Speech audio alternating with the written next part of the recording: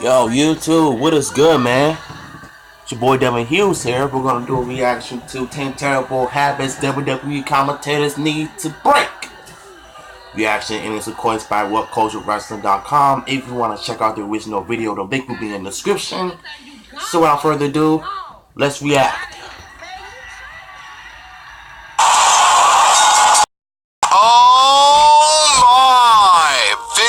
What culture? These guys are just fun to listen to. Mamma mia! Oh my goodness. Ball game, it is electric. Count to 20.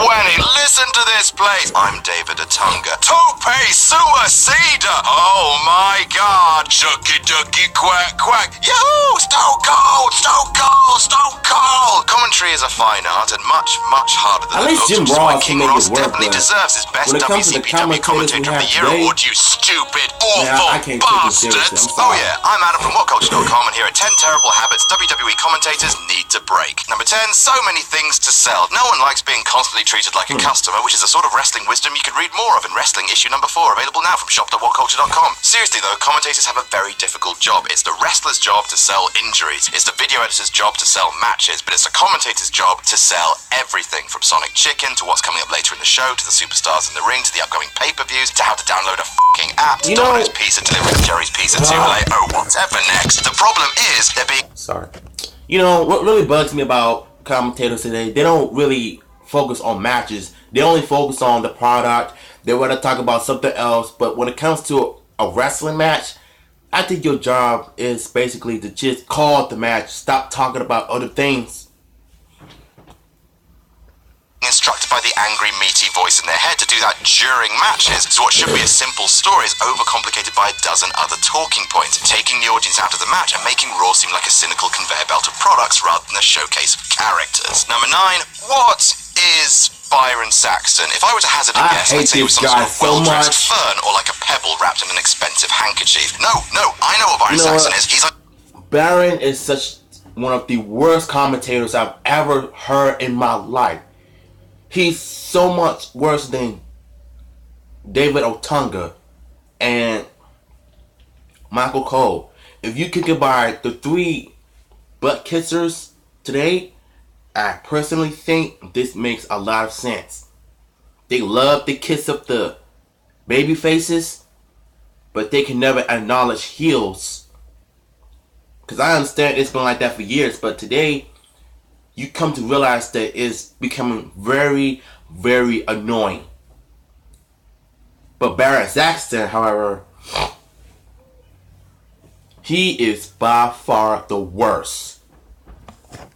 The Woody doll from Toy Story with an inoffensive face, a perfect sculptured smile, and a little pull string in the back that when you pull he says one of his 3 phrases, which are, oh my god, psychology, and vague mumbled responses to Corey Graves saying something mean about him. Now, I'm not saying I want him to get rid of Barrett Saxton. He's got the potential to be something, but after Todd Grisham, Josh Matthews, Tom Phillips, the whole well-meaning but bland nerd thing, it's just empty noise. Being the butt of jokes isn't entertaining enough to justify his presence and a distraction from the matches it creates. He needs something more proactive to do than just react to Corey. Number 8, over-reliance on catchphrases. Now look, I know it's hard to fill so many hours a week of commentary without repeating yourself, but the pure volume of recognizable signature phrases from the announce desk has really become a pain in my hole. Here's the problem. If we know that Michael Cole says, oh my, to things, when something big and unexpected happens, then we get an oh my, then it just takes away a little spontaneous anything can happen sensation. Even Mauro Ranallo, who's a bit like the 2008 Barack Obama of commentary, Save us Mauro, yes we can, etc. Even he has Mamma Mia, which is,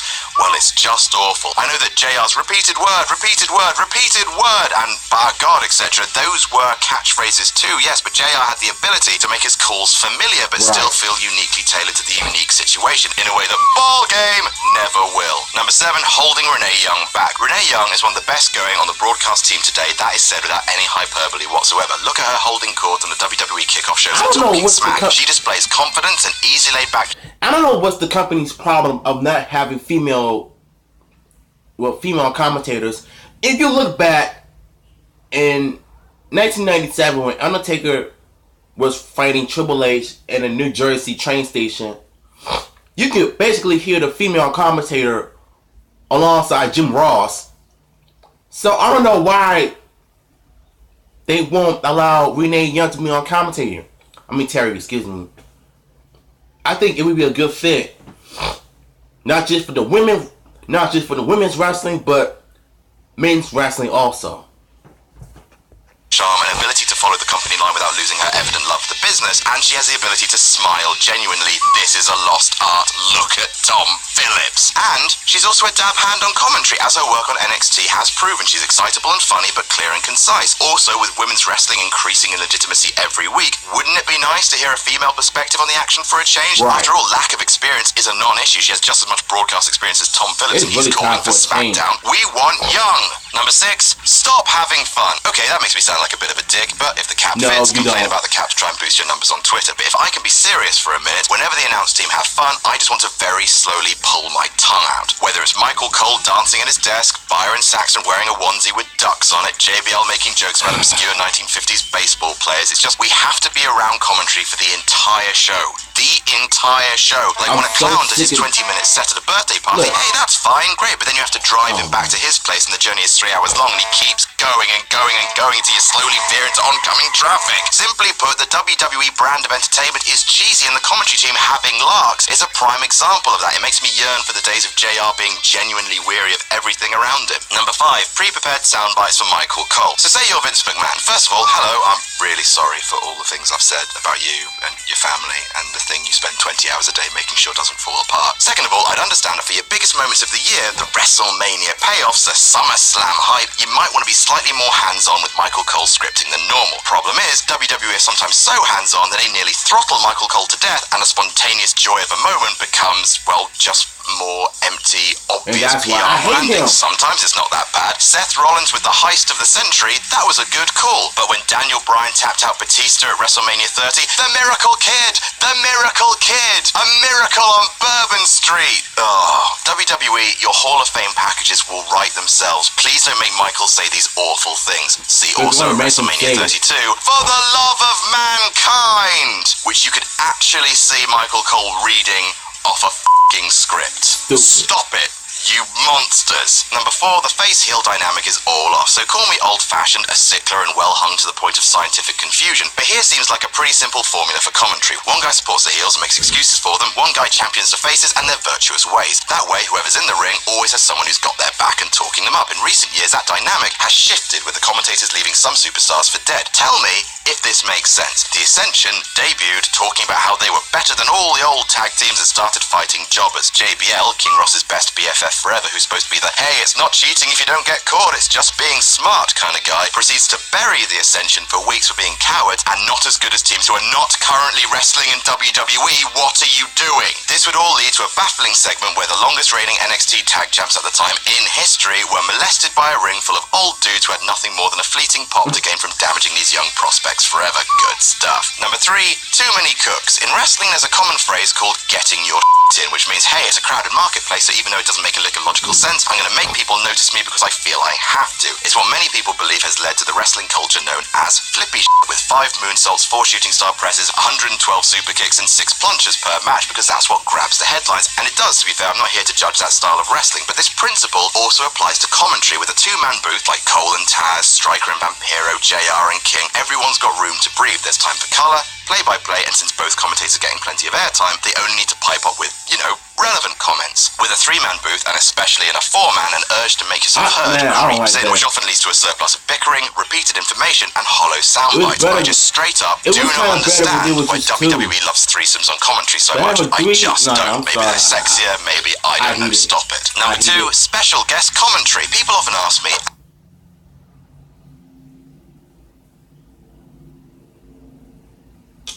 come on, what's wrong with this phone?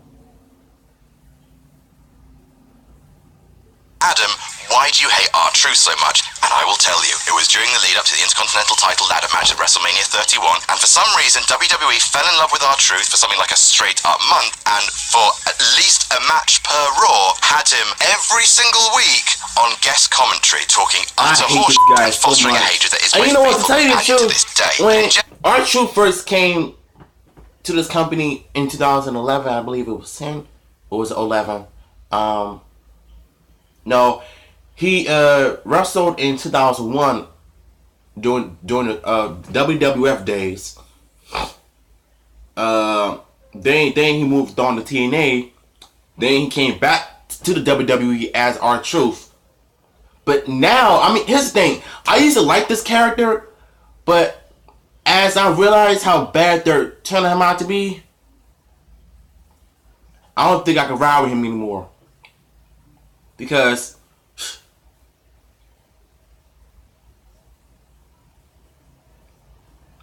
and now what's even worse, he's teamed up with Goldust. It's gonna make me hate him even more, which I do now. General, wrestlers on special guest commentary is an absolute plague. It's lazy storytelling and it's counterproductive. It's massively exposing because so few wrestlers are good at it. Kevin Owens, CM Punk and Dean Ambrose are the only ones I think have ever done it and not undermined their characters by stuttering off script and offering nothing but bland platitudes, or the odd bit of bants with JBL. Hearing supposed superstars, these larger-than-life characters, nattering away like normal people who can't think of small talk at the bus stop, actively kills enthusiasm for their matches, and as a practice, I hate it, R-Truth. And number one, David Otunga. Yes, speaking of murdering enthusiasm in its warm bed, step up, David. I have the same voice for winning the lottery and burying a relative, Otunga. Again, I don't like criticizing a man for a job that I also would be woefully bad at, but he is woefully bad at commentary to the point that his presence sometimes makes me actually angry. Most of the time it doesn't. Most of the time he's just there, not really saying a whole lot other than criticizing wrestlers for not having as many muscles as he does. But in a big match environment, he actively fights against his co-workers. Mauro Ranallo is there giving himself garbage as a commentator. Mamma mia! Piece de resistance! Sope suicida, apparently. And to his credit, JBL knows when it's time to shout, whoa, whoa! And then Otunga pipes up with, how did he kick out of that? And you actually feel the air being let out of your tires. How dare you, David? How dare you make me less excited about the thing I'm watching at an important moment? He's just... Every time I see this nigga on TV, I just want to punch him right in the face. And that's our list. Did we miss any out? Tell us about it in the comments. Don't forget to like, share, and subscribe. One of the worst commentators we've ever had in recent years. He's worse than Barrett Saxton and Michael Cole. The ones who butt kiss the most are the ones that's going to make you hate wrestling when it comes to commentator.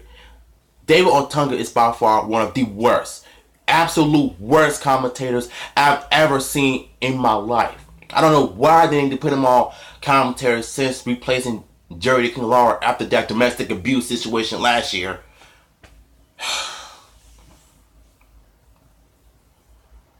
Just take him out of the commentator already. He sucks.